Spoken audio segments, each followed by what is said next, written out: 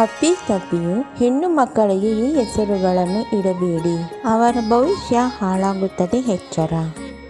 ಧರ್ಮಗ್ರಂಥಗಳ ಪ್ರಕಾರ ಹೆಣ್ಣಿಗೆ ಈ ಹೆಸರುಗಳನ್ನು ಇಟ್ಟಾಗ ಹಾಗೂ ಹೆಸರುಗಳಿಂದ ಆ ಹೆಣ್ಣನ್ನು ಕರೆದಾಗ ಮನೆಯಲ್ಲಿ ಹಣಕಾಸಿನ ಸಮಸ್ಯೆ ಹೆಚ್ಚಾಗಲು ಕಾರಣವಾಗುತ್ತದೆ. ಮನೆಯಲ್ಲಿ ಇಂತಹ ಹೆಸರುಗಳನ್ನು ಇಟ್ಟರೆ ಅವರ ಕುಟುಂಬವು ಎಂದಿಗೂ ಸಂತೋಷವಾಗಿರಲು ಸಾಧ್ಯವಿಲ್ಲ.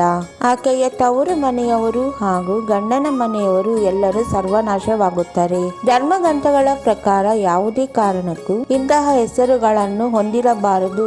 ಅವು ಯಾವುವು ಎಂದರೆ ಮಂತರಾಳು ಕೆಟ್ಟ ಬುದ್ಧಿ ಹಾಗೂ ಕುತಂತ್ರದ ಕಾರಣದಿಂದ ಶ್ರೀರಾಮಚಂದ್ರನು, ಸೀತಾಮಾತೆಯು ಹಾಗೂ ಲಕ್ಷ್ಮಣನು 14 ವರ್ಷ ವನವಾಸವನ್ನು ಅನುಭವಿಸಬೇಕಾಗಿ ಬಂದಿತು.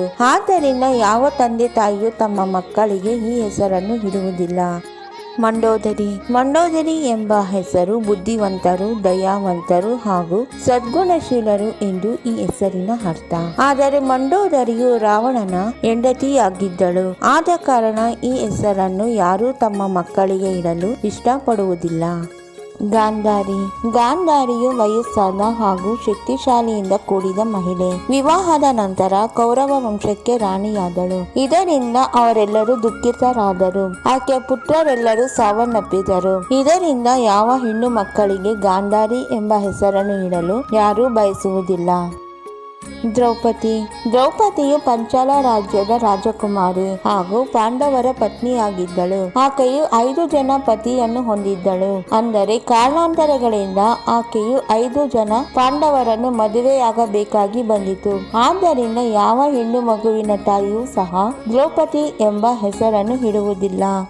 ಶೂರ್ಪನಖಿಯು ರಾವಣನ ಸಹೋದರಿಯಾಗಿದ್ದಳು. ರಾಮಾಯಣದಲ್ಲಿ ನಡೆಯುವ ಎಲ್ಲ ಯುದ್ಧಗಳಿಗೂ ಈಕೆಯೇ ಮುಖ್ಯ ಕಾರಣವಾಗಿದ್ದಳು. ಈಕೆಯು ಅಗಲವಾದ, ಉದ್ದವಾದ, ವಿಕಾರವಾದ ಮೂಗನ್ನು ಹೊಂದಿದ್ದರಿಂದ ಈಕೆಯನ್ನು ಶೂರ್ಪನಖಿ ಎಂದು ಕರೆಯಲಾಗುತ್ತಿತ್ತು. ಇದರಿಂದ ಯಾವ ಪೋಷಕರು ಕೂಡ ತಮ್ಮ ಮಕ್ಕಳಿಗೆ ಈ ಹೆಸರನ್ನು ಇಡುವುದಿಲ್ಲ. ಕೈಕೇಯಿಯು ರಾಜಮನೆತನಕ್ಕೆ ಸೇರಿದವಳಾಗಿದ್ದಳು. ಆದರೆ ತನ್ನ ಸೇವಕಿಯ ಕೆಟ್ಟ ಆಲೋಚನೆಯ ಬುದ್ಧಿಯನ್ನು ಕೇಳಿ ತನ್ನ ಸ್ವಂತ ಕುಟುಂಬದವರಲ್ಲಿ ತಾರತಮ್ಯವನ್ನು ಮಾಡಲು ಪ್ರಾರಂಭಿಸಿದಳು. ಇದರಿಂದ ಆಕೆಯ ಕುಟುಂಬ ಹಾಗೂ ಕುಲವೇ ಶೋಕಸಾಗರದಲ್ಲಿ ಮುಳುಗಬೇಕಾಗಿ ಬಂದಿತು. ಆದ್ದರಿಂದ ಕೈಕೇಯಿ ಎಂಬ ಹೆಸರನ್ನು ಯಾರೂ ಇಡಲು ಬಯಸುವುದಿಲ್ಲ.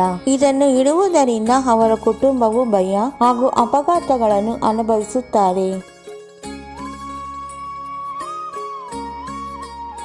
ನಮ್ಮ ವಿಡಿಯೋ ನೋಡಿದ್ದಕ್ಕಾಗಿ ತುಂಬ ಧನ್ಯವಾದಗಳು ಸ್ನೇಹಿತರೆ. ನೀವಿನ್ನೂ ನಮ್ಮ ಚಾನೆಲ್ ಅನ್ನು ಸಬ್ಸ್ಕ್ರೈಬ್ ಮಾಡಿಲ್ಲವಾದರೆ ದಯವಿಟ್ಟು ಈಗಲೇ ನಮ್ಮ MS ಯೂಸ್ಫುಲ್ ಮಾಹಿತಿ ಚಾನೆಲ್ ಅನ್ನು ಸಬ್ಸ್ಕ್ರೈಬ್ ಮಾಡಿ, ಬೆಲ್ ಐಕಾನ್ ಮೇಲೆ ಕ್ಲಿಕ್ ಮಾಡಿ, ನಿಮ್ಮ ಸ್ನೇಹಿತರಿಗೆ ಶೇರ್ ಮಾಡಿ. ಎಲ್ಲರಿಗೂ ಈ ಮಾಹಿತಿ ತಲುಪಲಿ. ಮುಂದಿನ ವಿಡಿಯೋದಲ್ಲಿ ಸಿಗೋಣ.